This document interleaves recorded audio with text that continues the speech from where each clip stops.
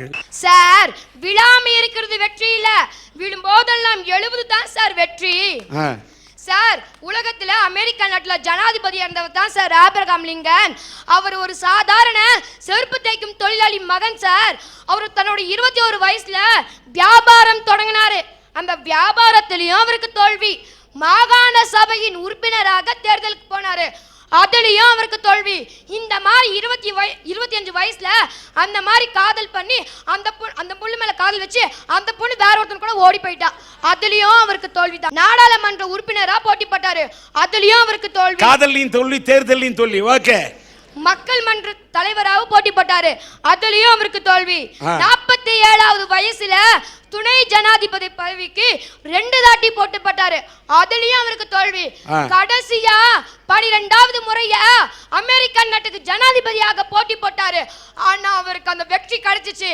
அவர் ஜனாதிபதியாகி பாராளுமன்றத்துக்குள்ள போகும்போது எதிர்கட்சியில இருந்து ஒருத்தர் கேலி செய்யறதுக்காகவே, மிஸ்டர் ரிங்கன், உங்க அப்பா தெரிஞ்ச செருப்பு என் காலுக்கு கீழே இருக்குன்னு சொன்னாரு.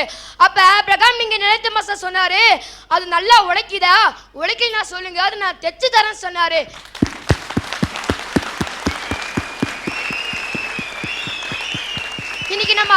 இன்னைக்கு நம்ம அவமானப்படுத்தாலே இப்படி சொல்றோமே, அன்னைக்கு அவர் கேவலப்படுத்தினாலும் அதுக்கு தனக்கு சாதகமா ஆக்கிட்டார் சார்.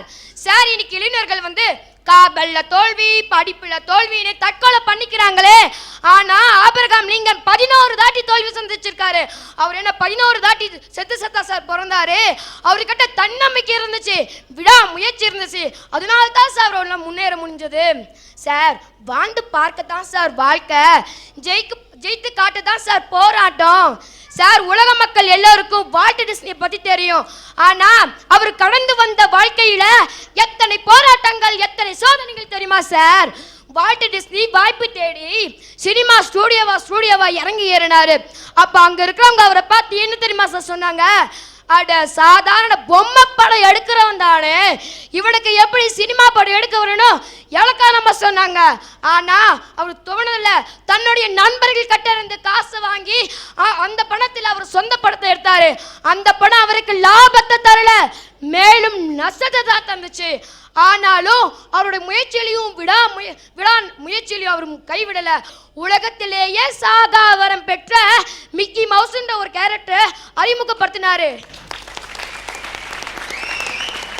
அன்னைக்கு அவருக்கு போதுன்ற அளவுக்கு கோடியா பணம் குவிஞ்சிச்சு சார், குவிஞ்சிச்சு. அவரோட வாழ்க்கையில கடைசியில் அவர் முயற்சியிலையும் வெற்றி பெற்றாரு, தன்னோட தன்னம்பிக்கையில் தன்னோட வாழ்க்கையிலும் வெற்றி பெற்றார் சார். படுத்து கிடந்தவனுக்கு பகல் கூட இரவுதான், எழுந்து நடக்காதவன் கால்களில் சிலந்தி கூட கூடு கட்டும், ஆனால் எழுந்து நடந்தவனுக்கோ திசைகள் தோறும் உதயம் தான். சார் இதுக்கு அர்த்தம் புரிஞ்சுச்சுங்களா சார்? புரிஞ்சுது சார். ஒருத்தனுடைய வாழ்க்கையில அவனோட முயற்சியே செய்யலைன்னா அவனுக்கு வெற்றி குவியாது. தோல்வியை துவண்ட கூடாது, தோல்வியை வெற்றின்னு நினைச்சா வெற்றி குவியும் சார். அதுதான் நான் அடிச்சு சொல்றேன், தோல்வி நிலை என்ன நினைத்தால் மனிதன் வாழ்வை நினைக்கலாமா? நினைக்கவே கூடாது சார். சார் வாழ்க்கையே ஒரு போர்க்களம், வாழ்ந்துத்தான் பார்க்கணும், போர்க்களம் மாறலாம், போர்கள் தான் மாறுமா? இதுக்கு என்னங்க சார் அர்த்தம்? இன்னைக்கு ஒரு பிரச்சனை வரும், நாளைக்கு ஒரு பிரச்சனை வரும். பிரச்சனை என்னைக்கு ஒண்ணுதான், ஆனா அது வர விதத்தான் சார் வேறு. இதனால மனுஷன் தோல்வி கண்ணி என்னைக்கு துவளக்கூடாது சார். சரி இன்னைக்கு நம்ம வாழ்க்கையில நம்ம எத்தனை போர்கள் நம்ம சந்திச்சுட்டு வரோம். மரணத்தை எதிர்த்து உயிர் நடத்துகின்ற போர், சோம்பலை எதிர்த்து மனம் நடத்துகின்ற போர், வறுமையை எதிர்த்து வாழ்க்கை நடத்துகின்ற போர், அறியாமையை எதிர்த்து அறிவு நடத்துகின்ற போர். இதெல்லாம் விட மனித வாழ்க்கையின் ஆரம்பமே போராடி ஜெயிக்கிறது தான் சார். லட்சக்கணக்கான உயிரணுக்கள்ல போராடி ஜெயித்து வர ஒரே ஒரு உயிரினம் தான் தாயின் வயிற்றுல கருவா வளருது. அப்படி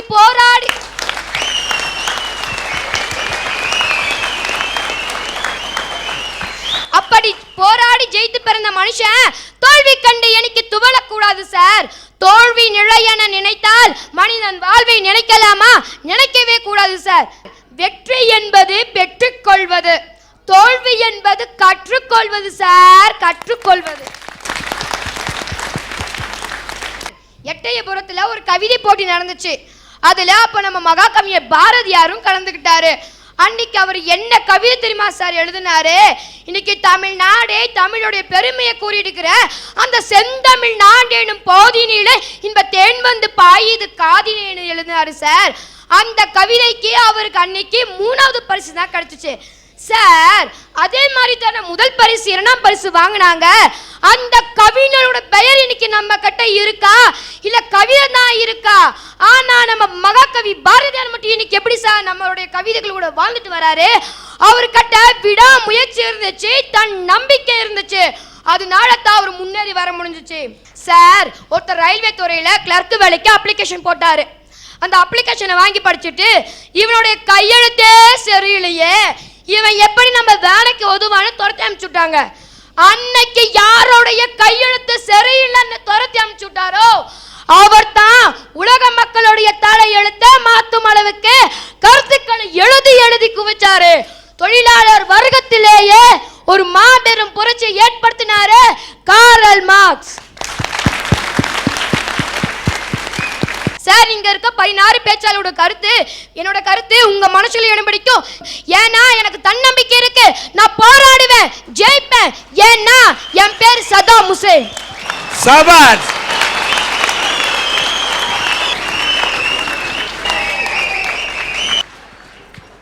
ஒன்றை இத்தனை 16 பேர் வந்திருந்தா கூட தாய் 8 அடி பாய்ந்தால் குட்டி 16 அடி பாயும் என்று சொன்னார்கள். 16 பேரிலே நான் புலியாக பாய்வேன் என்று 16 அடி பாய்ந்த சதாம் ஹுசேன். உன்னை பார்க்கக்குள்ள நான் பெருமைப்படுறேன். ஏன்னு கேட்டா தன்னம்பிக்கையை விடாம நான் நினைக்கலாம். தன்னம்பிக்கையை விடாம நான் எடுத்துக்காட்ட அதை பறைச்சாற்ற வந்திருக்கிறேன் என்று பறைச்சாற்றினாயே, உன்னை நான் ஒப்பிட்டு பார்க்கிறேன். சதாம் ஹுசேன் அவன் செய்த சில தவறுக்காக தூக்கிலிடப்பட்டிருக்கலாம். ஆனால் உலக வரலாற்றிலே சதாம் ஹுசைனுக்கு இருந்த துணிச்சலும் தன்னம்பிக்கைக்கும் யாருக்காவது இருக்குமா என்று கேட்டால் என் கோணத்திலே சதாம் ஹுசைன் அவன் தன்னம்பிக்கையின் ஒரு உதாரணம். ஒரு சதாம் ஹுசைனை தூக்கிலிடப்பட்ட நேரத்திலே இந்த உலகம் கண்ணீர் வடித்தது. மனிதநேயம் உள்ளவர்கள் கண்ணீர் வடித்தார்கள். சதாம் ஹுசைனை தூக்கிலிடலாம், ஆனால் தன்னம்பிக்கையை தூக்கிலிட முடியாது என்பதை பறைச்சாற்ற வந்த சதாம் ஹுசைனே உன்னை வாழ்த்துகிறேன். கல்யாணம் பண்றது நல்லதா, கல்யாணம் பண்ணாதது நல்லதுங்களா? கல்யாணம் பண்ணா சிலருக்கு நல்லது. இப்போ உங்களுக்கு திருமணம் ஆயிருக்குங்க, எனக்கும் ஒரு வழியில திருமணம் ஆயிப்போச்சு.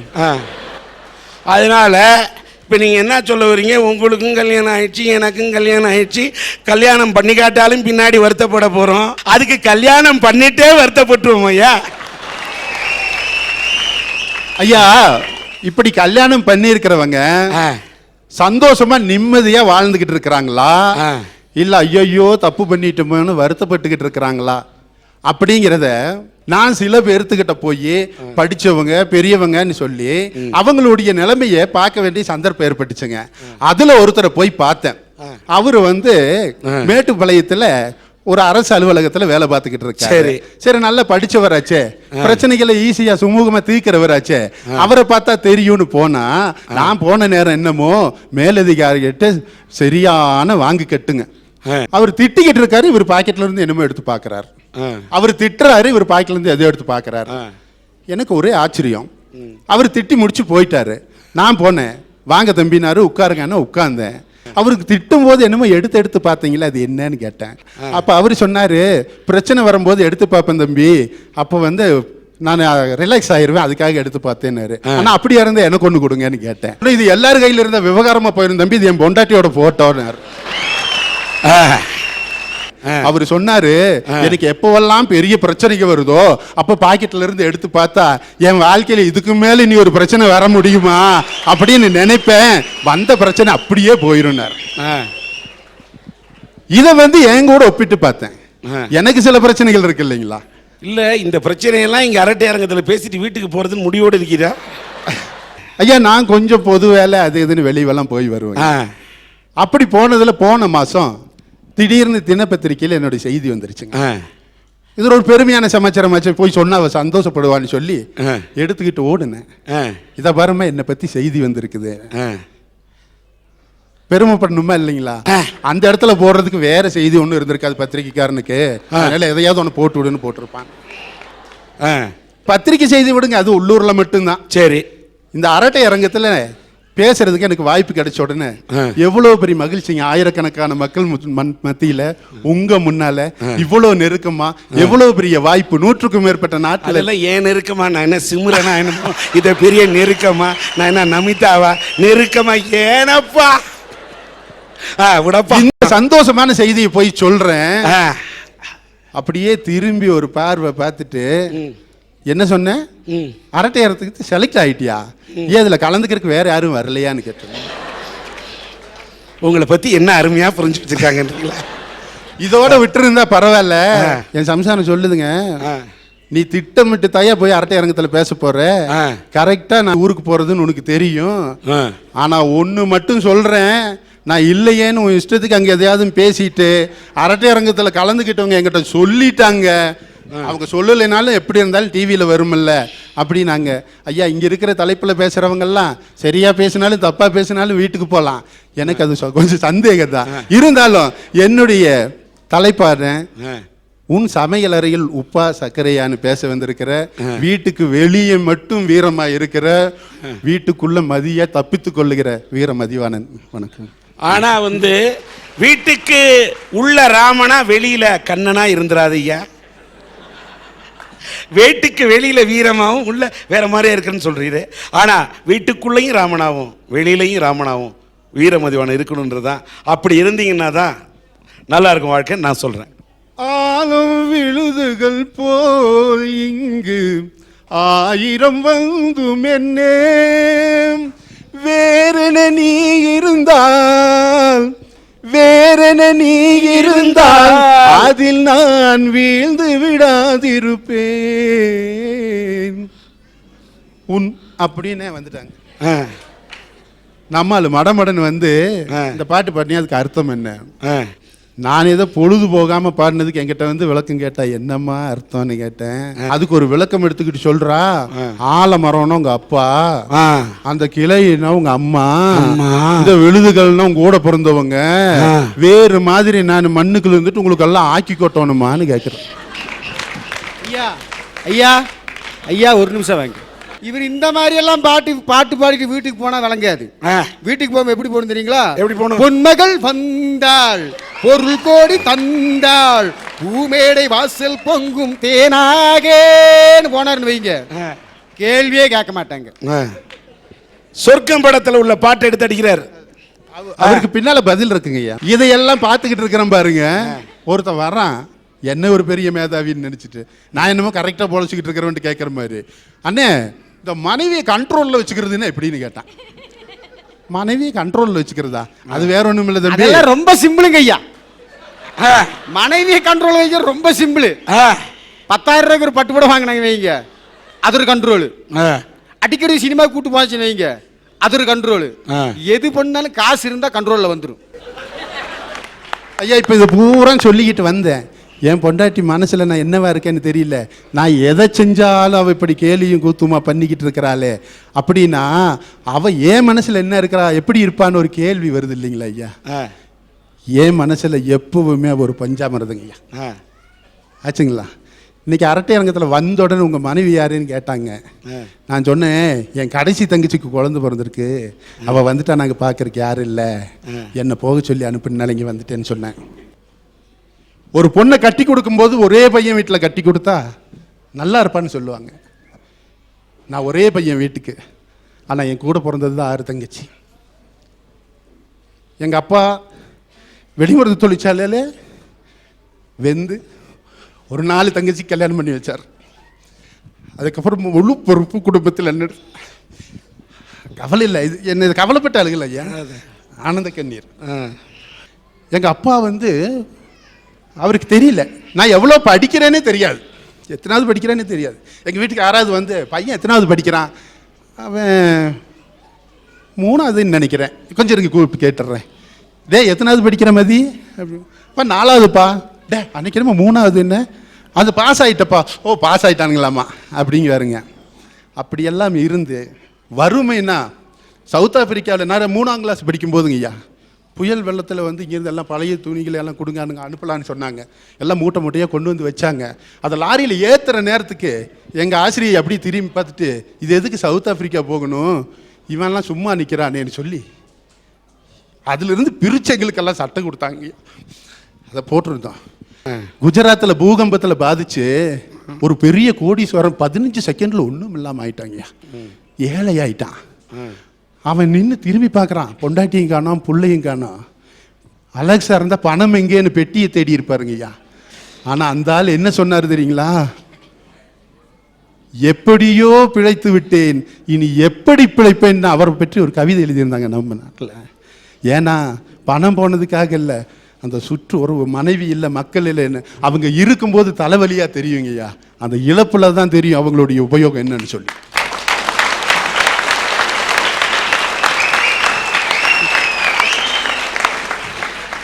இன்னைக்கு மனைவி மேல பாசம் இல்லாத ஒருத்தன் என் குழந்தை மேல பாசம் வச்சிருக்கேன்னு சொன்ன பொய்யுங்கய்யா. சபாஷ். இந்த கருத்தை நான் ஆமோதிக்கிறேன். மனைவி ஒருத்தன் நேசிக்க தெரிஞ்சவன் இந்த உலகம் நேசிக்குங்கய்யா. கரெக்ட். நான் வந்து எங்க போனாலும் எந்த மட்டத்திலையும் பிரகாசிக்கிறதுக்கு மனைவி எனக்கு ஒரு அவதாரங்கய்யா. வசதியான குடும்பத்தில் கல்யாணம் பண்ணி கொடுத்தாங்க. அவளை எந்த அளவுக்கு இன்னைக்கு வறுமைன்னா என்னென்னு PhD வாங்குவாங்கய்யா, அந்த அளவுக்கு கஷ்டப்பட்டான். அவகிட்ட நகை இல்லை, நட்டு இல்லை. ஆனால் இப்போவும் இவ்வளோ பெரிய குடும்பத்தில் ஒரு பெரிய குடும்ப பாரம் இருந்தாலும் நான் அது எதையும் கண்டுக்கிறதில்லை. என் புருஷனுக்கு பொது வேலையில் தான் மகிழ்ச்சி இருக்குதுங்கிறதுக்காக நான் என்ன சொன்னாலும் எனக்கு ஆதரவுங்கய்யா.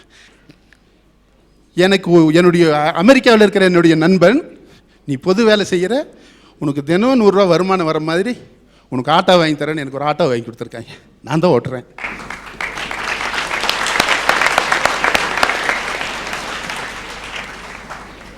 எனக்கு நல்ல மனைவி நேசிக்க தெரிஞ்சனால எனக்கு ஒரு 5 உயிர் தோழனுங்க இருக்காங்க ஐயா.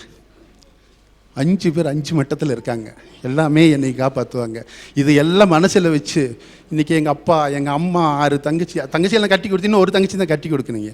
இவங்களை கட்டி கொடுத்ததுக்கு பிறகு மீண்டும் நான் 1ஆவதுலேருந்து படிக்கணுங்க ஐயா. இவங்களெல்லாம் கட்டி கொடுத்தா டிகிரி முடிஞ்சுங்க. 1ஆவதுலேருந்து படி. எனக்கு 2 பிள்ளைங்க இருக்கு இல்லைங்களா, அதில் பெரிய பிள்ளைக்கு நானே பேர் வச்சுட்டேன். 2வது பிள்ளைக்கு உங்களை பார்த்து காப்பி அடிச்சுங்கய்யா.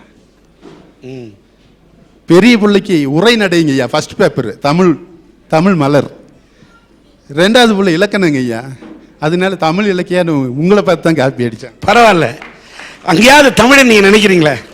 என் பொண்ணுக்கு நான் ஆங்கில இலக்கிய பேர் வைக்கல, தமிழ் இலக்கியம் தான் வச்சேன். இந்த அனுசரிப்பு எல்லாம் பார்க்கும்போது நான் என் மனைவி சொல்கிறது மீற வாரத்தில் ஒரு நாளைக்கு நான் தான் சமையலுங்கய்யா, எல்லாமே பண்ணுவேன். இதெல்லாம் பார்க்கும்போது நம்மளை சுற்றி இருக்கிற நம்ம சமூகம் நமக்கு வைக்கிற பேர் என்ன தெரியுங்களா ஐயா?